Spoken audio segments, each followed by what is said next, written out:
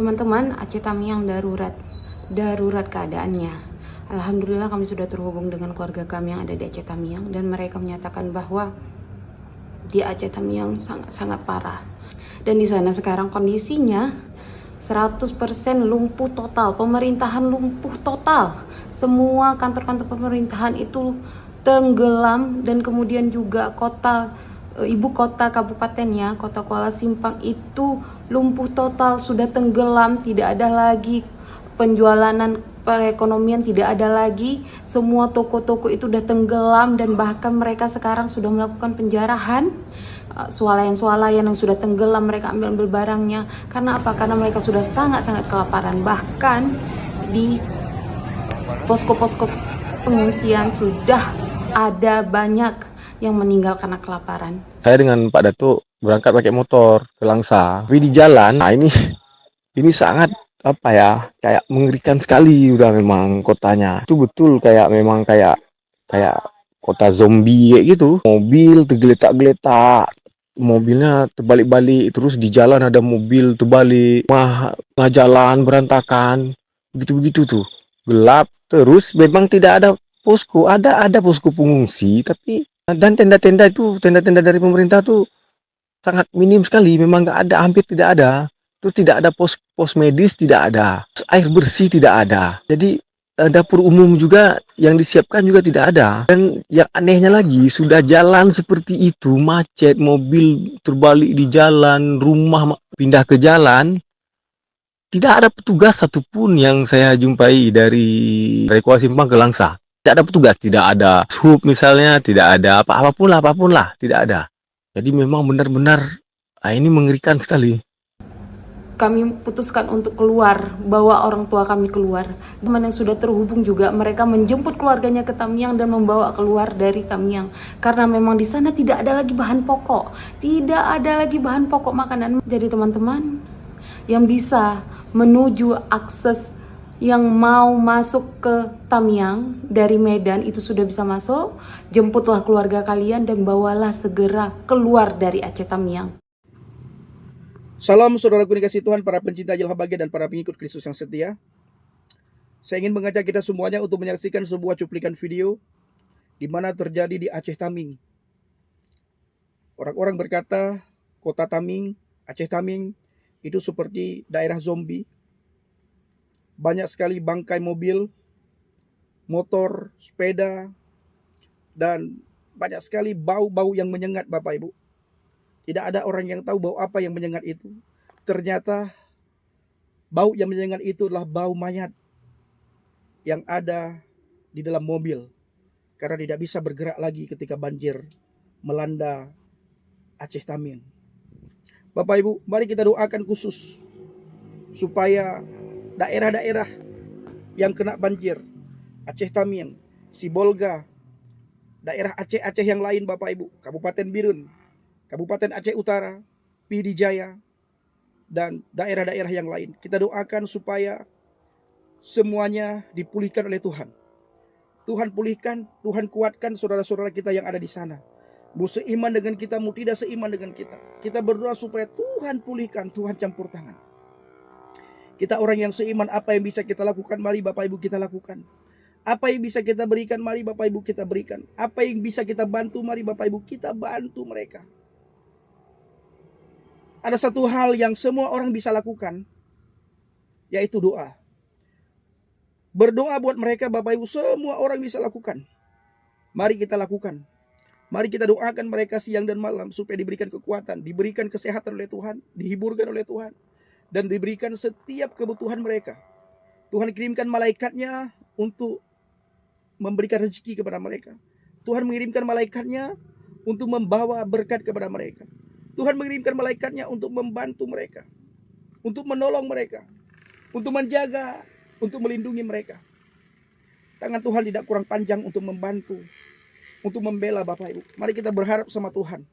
Dan kepada saudara-saudara yang diberikan kelebihan harta, mari dukung saudaraku, apa yang Bapak Ibu bisa dukung. Carikan orang-orang tertentu, sebagaimana video saya bilang tadi bahwa saudara-saudara kita di sana, teman, sahabat, kerabat kita di sana, mereka sangat butuh sekali bantuan kita. Mereka sangat butuh sekali pertolongan kita. Mereka sangat butuh sekali uluran tangan kita yang tidak kena musibah. Mari kita bahu-membahu, bantu-membantu, tolong-menolong Bapak Ibu. Dan saya juga tidak jemu-jemu mengingatkan berkali-kali. Jangan terpengaruh dengan orang yang cari donasi untuk korban banjir. Bapak Ibu cari tempat yang bisa Bapak Ibu salurkan berkat. Sehingga berkat yang kita salurkan, yang Bapak Ibu salurkan itu tepat sasaran. Ya. Karena banyak sekali orang yang tidak bisa mengantarkan berkat, yang tidak bisa mengantarkan bantuan ke daerah-daerah yang dampak banjir karena jembatannya putus Bapak Ibu. Ya, itu tidak bisa.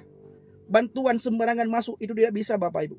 Maka hati-hati ketika saudara berdonatur, ketika saudara berdonasi, ketika saudara mengirimkan uang, saudara harus hati-hati. Karena bantuan itu tidak bisa masuk karena jalan putus, jembatan putus. Bahkan sebagian masih banjir Bapak Ibu. Tapi saudara cari tahu, cari cara bagaimana bisa menghubungi saudaranya saudara, temannya saudara, sahabat kerabatnya saudara yang ada di daerah itu untuk memberkati dia, lalu suruh dia untuk memberikan sembako Bapak Ibu. Itu jauh lebih tepat saudaraku.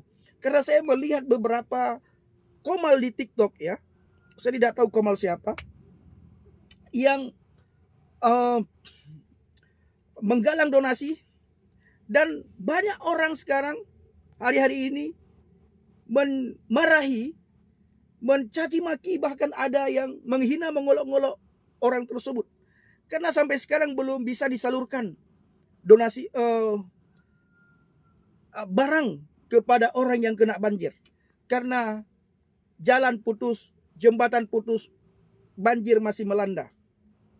Jadi orang-orang berkata, kalau memang kamu sudah tahu tidak bisa, kenapa kamu galang donasi? Donasinya sudah banyak sekali, 1 M lebih Bapak Ibu masuk.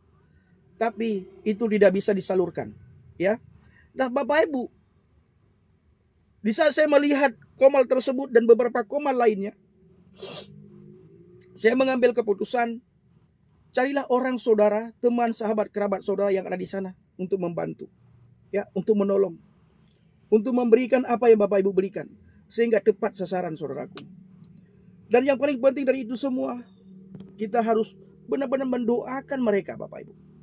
Nah, kita lihat tadi di Aceh Tamiang, bagaimana bangkai mobil, motor, bau menyengat. Kota tersebut sudah seperti kota zombie dikatakan Bapak Ibu. Kita berdoa sama Tuhan supaya Tuhan benar-benar kirimkan penolong ke sana untuk membersihkan, untuk mengembalikan tempat tersebut supaya tempat itu dipulihkan. Itu harapan kita, itu doa kita Bapak Ibu. Bahu-membahu kita tolong menolong, bantu-membantu. Supaya daerah-daerah yang kena banjir, yang kena musibah cepat pulih. Saudara-saudara kita di sana dikuatkan, dihiburkan oleh Tuhan. Dicukupkan semua apa yang menjadi kebutuhan mereka. Bapak Ibu dikasih Tuhan, kita lihat dunia ini, kita lihat situasi keadaan seperti tidak lama lagi datang Tuhan. Hari kedatangan Tuhan sudah semakin dekat. Bertobatlah, bertobatlah dan bertobatlah. Termasuk saya harus bertobat setiap saat, setiap waktu, setiap hari. Harus bisa menjaga mulut, bibir, lidah kita sehingga kita tidak menyakiti orang. Kita tidak menghina orang. Ya, karena kalau orang yang kita hina, orang yang kita sakiti, tiba-tiba tidak ada lagi. Kepada siapa kita minta ampun? Kepada siapa kita minta maaf? Maksud saya, ya, karena orang yang kita hina sudah tidak ada. Begitu juga ketika kita dihina oleh orang, bagaimana cara orang tersebut meminta maaf kepada kita karena kita sudah tidak ada? Maka mari jaga diri kita. Jaga kedekatan kita dengan Tuhan. Berikan waktu kita sebaik mungkin untuk Tuhan. Sediakan waktu kita sebaik mungkin untuk Tuhan. Ya, sediakan Bapak Ibu. Sempatkan diri kita untuk memuji Tuhan, memuliakan Tuhan, meninggikan Tuhan, mengagungkan kebesaran Tuhan. Dan selalu dekat dengan Tuhan. Harus punya keintiman dengan Tuhan hari-hari ini Bapak Ibu. Harus punya waktu khusus dengan Tuhan hari-hari ini Bapak Ibu. Harus punya kemelekatan dengan Tuhan hari-hari ini Bapak Ibu. Sesibuk apapun saudara. Mau saudara di kantor, saudara harus punya waktu dengan Tuhan. Walau sebentar. Mau saudara di tempat pekerjaan di mana saja, mau saudara bos di kebun sawit, di sawah, di ladang, saudara harus punya waktu sebentar dengan Tuhan. Ingat kebaikan Tuhan, ingat kemurahan Tuhan, ingat pertolongan Tuhan. Bila hari ini kita tidak kena musibah, itu semua karena kemurahan Tuhan. Itu semua karena kebaikan dan pertolongan Tuhan. Kita terhindar. Akhirnya kita tidak mengalami apapun. Bagaimana dengan saudara kita yang sudah mengalami musibah? Dan tidak ada orang yang mau kena musibah, Bapak Ibu. Dan kita juga berharap kepada orang-orang tertentu yang suka mengunduli hutan. Stop. Ya. Stop mengunduli hutan. Kayu-kayu, Bapak Ibu, di daerah-daerah tertentu itu bukan lagi banjir, bukan lagi air yang mengalir, tetapi kayu-kayu itu ada beberapa desa itu kayu semua yang hanyut. Kayu semua dipenuhi dengan kayu semua. Ada jembatan, Bapak Ibu, dipenuhi dengan kayu semua, saudaraku. Itu artinya banjir di berbagai tempat. Ulah manusia yang sudah menggunduli hutan. Kalau kita ambil kata-kata Pak Anies, air itu tidak ada lagi tempat untuk parkir. Ya, tidak ada lagi tempat untuk parkir, sehingga air itu harus mengalir kemana saja dia mau parkir. Itu kalau kita ambil kata-kata Pak Anies. Mengalir, dia tidak ada lagi tempat untuk dia berteduh, tidak ada lagi tempat untuk dia berdiam. Akhirnya mengalir, dia menerjang apa saja yang ada di depannya, dia meluluh lantakkan apa saja yang ada di depannya. Jadi kepada Anda yang mengunduli hutan, yang menebang hutan sembarangan, bertobat. Ya, bertobat. Bertobat. Jangan lagi menebang hutan. Jadi saudaraku, kita lihat tadi bagaimana video kita. Apa tidak terunyuh hati kita? Apa tidak menangis kita melihat saudara kita yang kena musibah, saudara kita yang kena banjir, saudara kita yang dampaknya dalam musibah tersebut. Mereka sudah tidak pikirkan lagi harta benda mereka. Yang mereka pikirkan bagaimana bisa bertahan hidup. Apa yang bisa kita lakukan sebagai orang yang beriman, Bapak Ibu? Mari lakukan. Ya. Bedakan kasih Tuhan dengan kasih agama. Agama mengajarkan kita kasihilah seorang yang seagama denganmu. Berikanlah salam kepada mereka yang seagama denganmu. Tetapi Tuhan, Bapak Ibu, mengajarkan kita kasihilah sesamamu manusia sebagaimana engkau mengasihi dirimu sendiri. Itu adalah kasih Tuhan. Kalau kasih agama, agama hanya menyuruh kita mengasihi orang yang seagama, menyuruh kita mengasihi orang yang seiman, bahkan dilarang bersahabat dengan orang yang tidak seiman. Tetapi Tuhan menyuruh kita untuk mengasihi sesama kita sebagaimana kita mengasihi diri kita sendiri. Baik saudaraku, kiranya video ini bisa menguatkan kita, bisa memberikan pemahaman yang baru kepada kita, bisa memberikan motivasi kepada kita. Apa yang bisa kita lakukan, apa yang bisa kita kerjakan, mari kita kerjakan, saudaraku. Terima kasih. Assalamualaikum warahmatullahi wabarakatuh. Salam aki.